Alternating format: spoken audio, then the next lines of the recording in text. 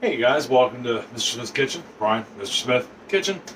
And tonight, I thought we would cook a grilled honey. Yeah, this is like the fifth time I've shot this, and I'm just running with it. It's a grilled honey lime cilantro chicken. Easy to say, right? It's okay. Might not be easy to say, or remember, but it's really easy to do.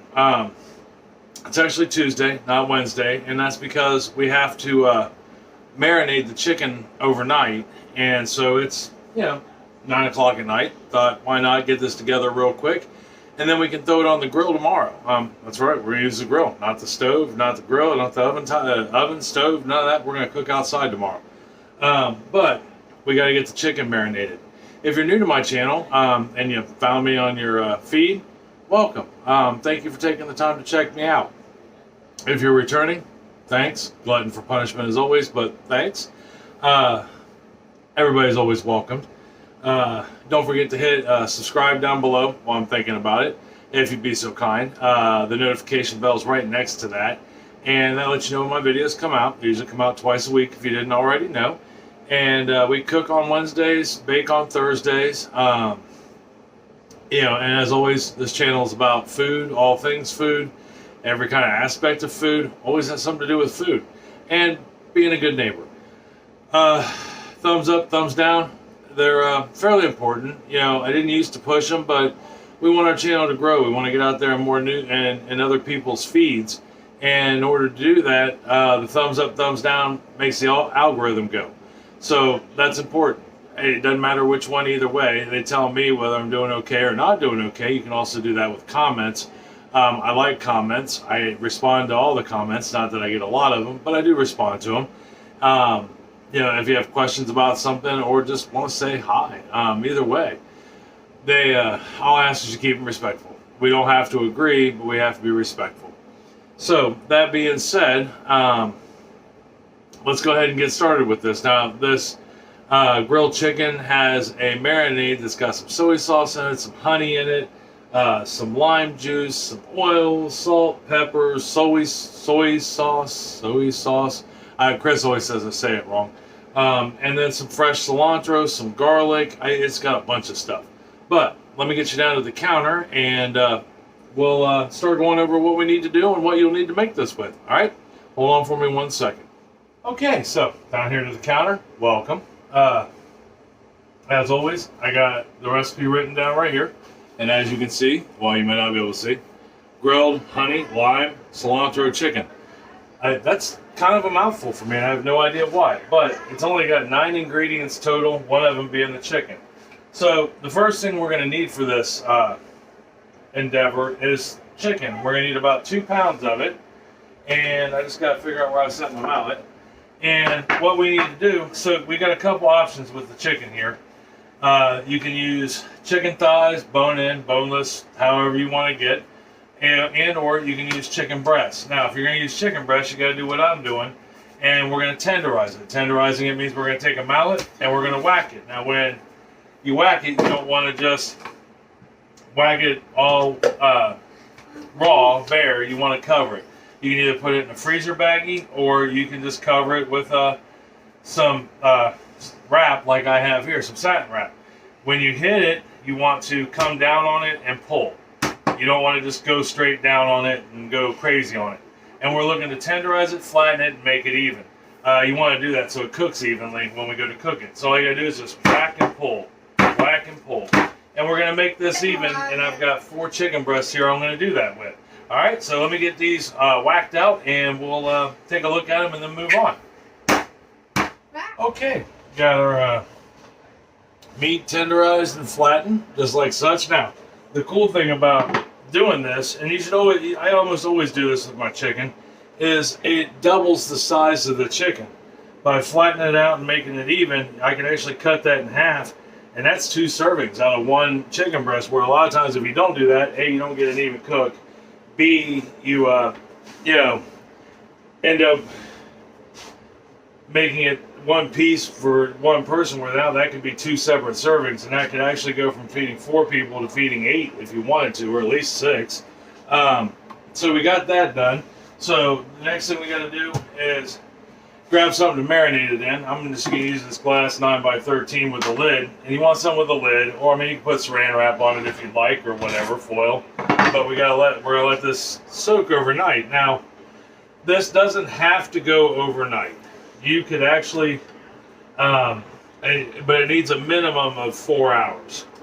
So, but I have found in my time of marinating, so to speak, that the longer you can let it marinate with your time options, the better off you are.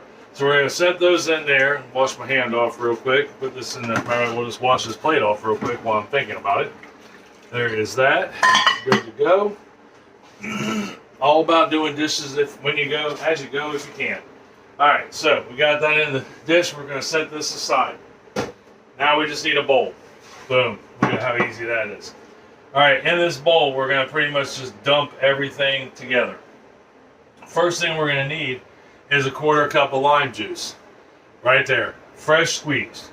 Now, if you don't have fresh squeezed, it's okay. You know, use bottled. It won't be possibly as intense, but that's okay. I'm using key lime juice, so it's gonna have lots of lime flavor. Very strong. To that, we're gonna add a 1/2 cup of honey.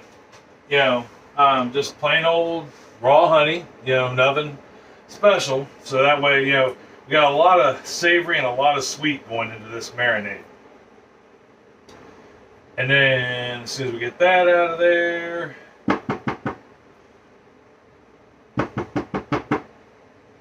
just like such, put that to the side. To that, we're going to add 1 tablespoon of olive oil. Use a good virgin olive oil. You know, if you have an extra virgin, even better. This is one of those few times you'll want to use a good olive oil. You know, we're not throwing it in the pan to keep it stick free. And then we're going to add 2 tablespoons of soy sauce. We'll add 2 garlic cloves, minced, finely minced. Now, if you don't have garlic cloves laying around, you got the jarred stuff, it's about a tablespoon's worth is what I'm putting in here, a little over a tablespoon, because truth be told, I was out of fresh garlic. For the first time in, I don't know, maybe 4 years, I didn't have fresh garlic in the house, which was really weird. And then we will add to that some pepper. We're going to do a 1/4 teaspoon of pepper. And I mean, in reality, you could probably do your salt and pepper, you know, as liberal as you want it. If you want a heavier pepper flavor, kick it up. Salt, you really want to kind of follow the salt when it comes to your recipe. Because what the salt's going to do is it's going to start to break down the protein, right? So it's going to start, you know, breaking down the chicken muscle. We want a 1/2 teaspoon in here, which in turn is going to allow all these other flavors to rush in and be a part of the team. And then we are going to take a whisk. We're going to whisk this up real quick. Get it mixed up. Just like such.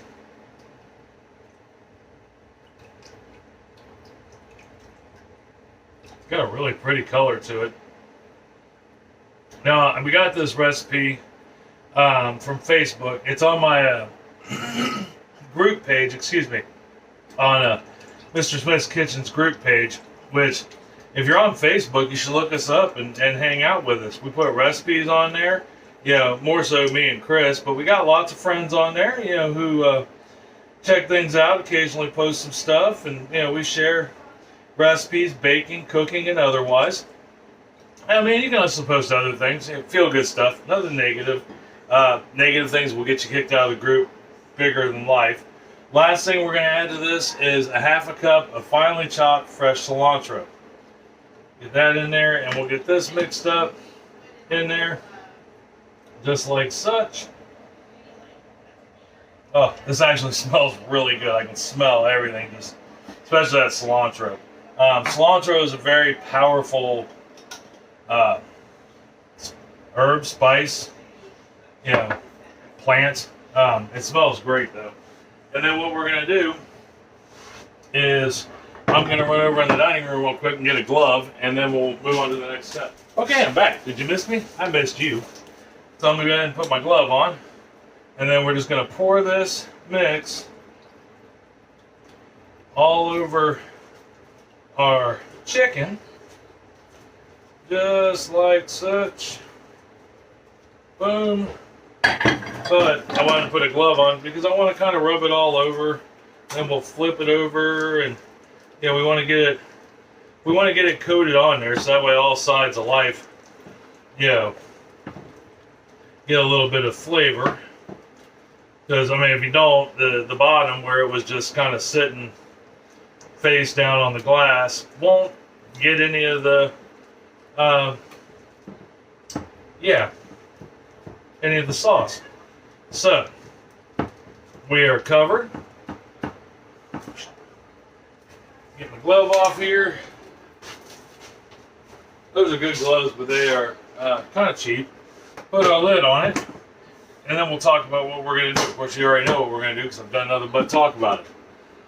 So we've got that ready for the, sit and soak in its marinade.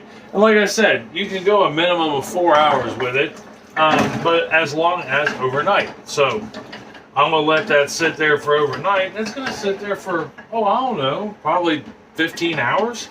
I'll get up in the morning, I'll go to work for a little while. I have to work tomorrow on Wednesdays. We got a lot going on at work, so I've been putting in just a ton of hours. But that's all right. Sometimes that happens in the restaurant industry. And this way, when I get home, all we got to do is fire up the grill. Sorry, I'm doing dishes while we talk.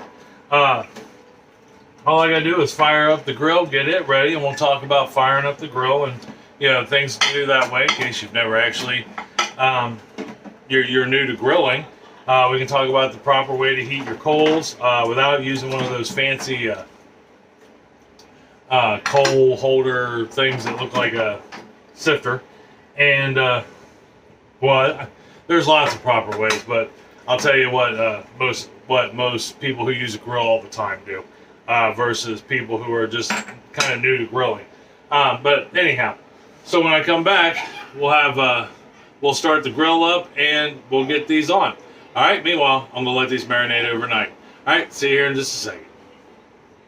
All right, guys. So we let the chicken marinate overnight. Actually, for about overnight. Been in there all day. I just got home from work, and so they've been in there probably about 16 hours. So they should be good and tender and ready to go and packed full of flavor.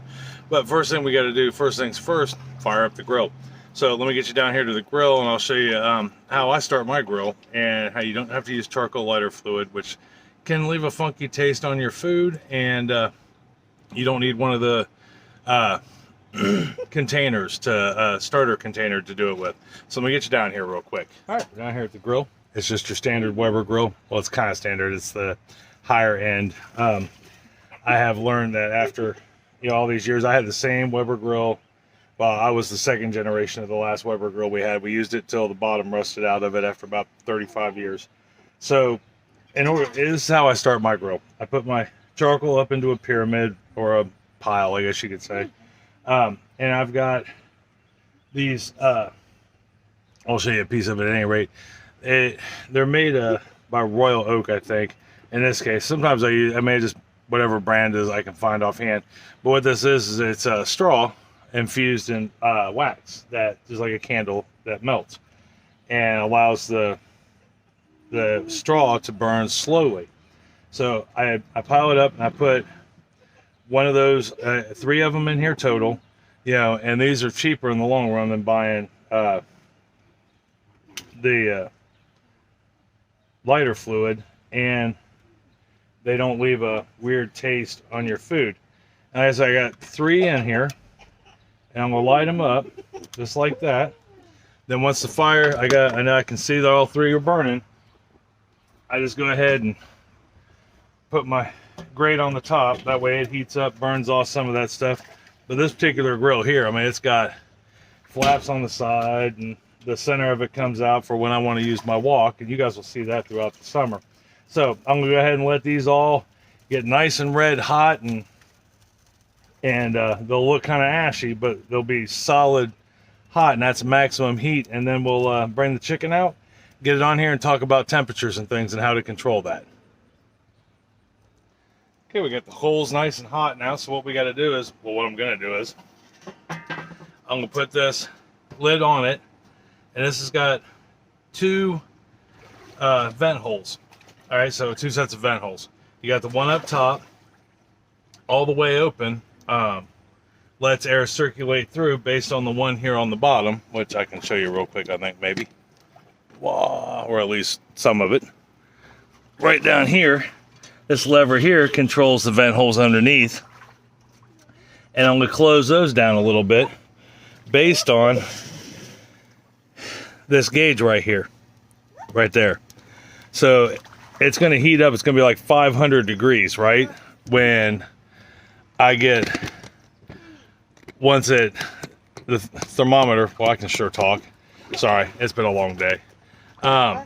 So the thermometer will hit up to 500 degrees, probably higher, and I need to control that. So what I'll do is I'll adjust my vents to get it down to about 350, 400, and then we can put the chicken on. So let me get this down, and we'll put the chicken on after that. All right, we're down to 425, which I think is a good solid number. Bring that up so you can see it a little better, I think. And we got our chicken right here, looking good. Been marinating for hours and hours and hours. So it has soaked up every bit it's possibly going to soak up, and I can feel it in it. It's tender. Now, when I put this on the grill, I'm going to put it on the outer edges.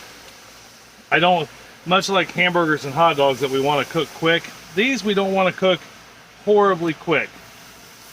All right, we're going to put those not completely out of the range of the intense heat, because you can see all the charcoal that's gray in the center there. That's the hot spot. All right, so now I'm just going to put this back down on there, and we're going to let those cook for 3 minutes. All right, we're going to let these cook for 3 minutes, and then I'm going to flip them over and cook them for another 3 minutes. And we're looking for an internal temperature of 160 degrees. That way we know they're done. So let me, while those are cooking, as a matter of fact, since we got 6 minutes, let's go take a look at the garden real quick. All right, we are on our way out to the garden. There's my fire pit that isn't in use yet, as last time, but I don't remember the last time I actually showed you guys the plants, but I think it's been a minute, and that's where our tomatoes stand right there. And my lovely marigolds, and I don't remember, glided. I can never remember the name of those. I'll put it like right down here somewhere. And then another variety of marigolds. But look at those tomatoes and how they're coming along. Yeah, I mean, they're easy 4 foot, and we have just got tomatoes starting everywhere. It's going to be a good crop this year. And I mean, it's a shame that I'm probably actually going to have to buy more because of the amount of stuff we can.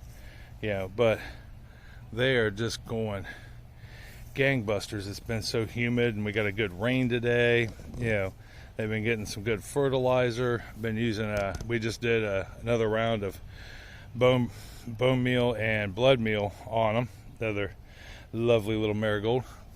The onions, they're doing okay. They're slow growers, and I planted them kind of late.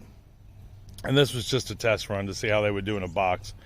And they're doing all right. I think I got a bad spot here. But for only being in there not even quite a month, I think they're doing okay, you know, myself. Now, I've also been using, where we've been grilling out, I've been putting the ash down in the bed also to give these guys some potassium and sulfate. But here's our, excuse me, our green peppers and gold peppers. No, these are jalapenos. I'm sorry. And then we got, you know, some more of the Romas that are just going ballistic. But check these tomatillos out. These have just started to go gangbusters all in themselves. You know, and this plant is becoming a tree, you know, which is awesome. I'll take it. You know, and we've got blooms for days on it.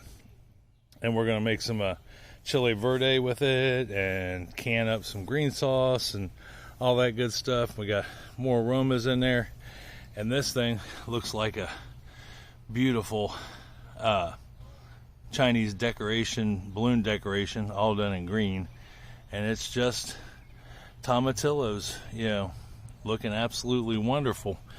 And then of course more of the marigolds, and yeah, I can't remember what those are, but they're beautiful.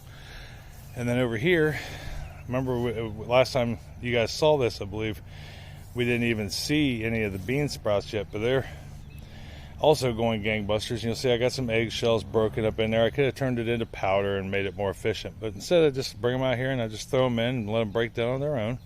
That'll add nutrients to the garden. It gives it some calcium, so we got some potassium in there and some sulfates, and we've got some calcium going into the dirt naturally, along with that bone broth or bone meal, bone powder and blood powder, so that they're going strong. And like I said earlier, throughout the rest of the summer, we're going to put boxes a long way across here, so that way I can walk into it. And we'll do the same thing over here. And then we're going to put wash, rinse, and repeat that exact same thing. We're going to do one more here, one more across here, and then over there is going to be the berry area, pretty much where that block is over, where we'll have blackberries, blueberries, and strawberries in a container. And then that's pretty much our start. I don't know exactly what we're going to put in the other boxes yet, but I know we'll make do. I mean, one of them is going to be, well, we'll do beans. I'm going to make both of those tomatoes completely next year. I'll have another main one that'll be, the other main one here will be nothing but peppers. And then I may do something along this fence line here, just a small box that'll be long that we'll put stuff in. But I mean, we're going to grow a lot. All right, well, let's get back up there and do that chicken.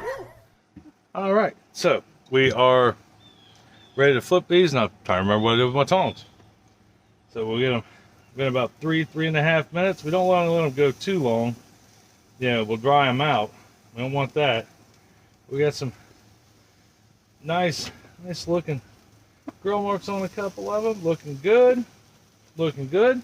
All right, now we'll let these cook for another 3 or 4 minutes. Remember, we're also looking for a internal temperature of 160 degrees. So, and I know on this one I can still see a little pink. So if that's the case, and we don't think, because we dropped a little on the fire, so we can always move them around. You know, hands down, it's you know, cooking on a grill is actually better and a little easier than cooking in a skillet, because you can control your temperature a little better. You know, if you need a little more heat, you put it a little closer to the flame. So we're gonna go ahead and let those cook. Get the cilantro off the bit there, and I'll put my cover back on, and I'm gonna let those cook until we receive get a temperature of 160 degrees. All right, see you here in just a minute. We'll try a piece. I went ahead and cut them in half, as we are serving more than one. Like I said a little bit ago, yeah, you want that when you flatten them out, it makes them bigger and it goes further. Yeah, that way, yeah, it's kind of like a cost-saving method. Get more for your buck, so to speak. But here, I'll let you see how they look. I think they look amazing. All right. There they are. At least I think they look amazing. Your opinion may vary, but I think they are just wonderful. And I can tell you, when I cut them in half, they were absolutely just juicy as the day is long. Yeah, which is what you want. And that's really hard to do sometimes with a chicken breast. Chicken breast is traditionally dry. So, you got that there. Give you a nice gander of what we got going on. And I think we'll give this a try, see where we stand. What do you say? I know it smells delightful, but who knows? I haven't tasted it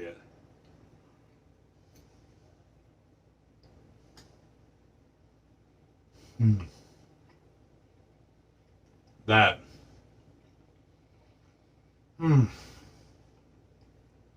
me tell you about how amazing that is. Holy cannoli. Not only is that chicken just so incredibly moist. I mean, I figured it was going to be moist and juicy when I cut it in half to serve. But, I mean, it's just wow. And you can taste the lime, but it's not overpowering. You can taste the cilantro and I mean, just everything that we put in that marinade is coming to life, and it's so well balanced. Holy cow, that's good. It's good enough. I'm gonna have a second piece, and it's tender enough you can just pick it apart. I don't think, sorry, this will disappoint anybody in your household at all.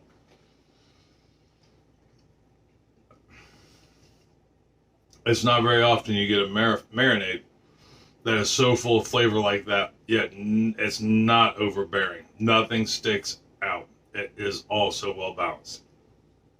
Try this. Let me know if you do. It's easy.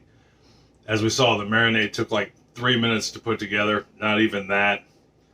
Took it 3 minutes or so to pound out the chicken. Let it marinate at least 4 hours, but best practice overnight. Fire up your grill the next day. 3 to 4 minutes on each side, depending on the thickness of your chicken. 160 degrees Fahrenheit. And you've got yourself some amazing chicken. You could put that on like a honey bun, and or a good bread with some lettuce and onion. Make it a grilled chicken sandwich that would be out of this world. Tonight we're having it with rice, and maybe some broccoli. I know it's going to be broccoli. I'm just waiting on the rice to finish up now. And we'll heat up some broccoli real quick and have a good meal that will have taken all of 20 minutes, 30 minutes to make tops. I mean, once you get your grill going, it's boom, boom, boom. And the grill, while you're doing that, you could be getting your broccoli going. You could be getting your rice going. I mean, we have a rice cooker, so it's literally just putting rice in it, water in it, and walk away. But try this. Let me know if you do. Let me know if you try this, because it's absolutely amazing. You, my friends, will not get a better chicken than that. That is just crazy good. So, that being said, try it. Let me know if you do down in the comments. Let me know if you did something a little different. Let me know if you didn't like it. Let me know if you loved it. Whatever works for you, just let me know. So tomorrow, we are doing a peanut butter pie. I think you'll really like this pie. I know you'll really like this pie. I made one for a friend of mine, and she took it home, and her friends tried it, her family tried it. They all absolutely thought it was awesome, which made me feel good inside. And I think you'll like it too. It's a quick, easy recipe. It's got like 6, 7, maybe 8 ingredients tops. Not many. Doesn't require any work. You don't even really have to heat up the kitchen much. It's nice. So anyhow, till tomorrow for peanut butter pie. I love you. I love you very much. I mean that from the bottom of my heart. And I sincerely mean that. Tell somebody else you love them and that you love them very much. Make them some of this chicken. They'll know it's true. They'll know you love them. I guarantee it. So, and it'll make their day, that much better. So, tomorrow for peanut butter pie. I love you. I'll talk to you later. Bye.